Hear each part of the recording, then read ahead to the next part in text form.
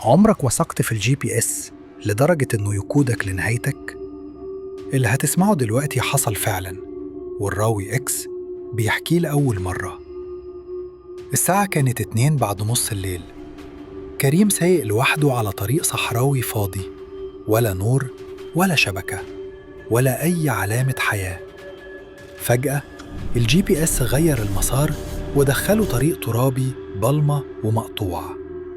كريم تردد بس كمل، وبالصدفة بص في المراية لقى عربية تانية دخلت وراه.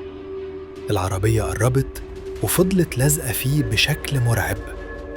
كريم بعت آخر رسالة صوتية لمراته وصوته بيرتعش: الجي بي اس موديني مكان غريب، والعربية دي مش سايباني، أنا خايف.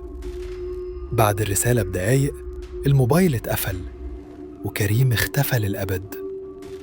الشرطة لقت عربيته، الموتور شغال والباب مفتوح، بس كريم اتبخر.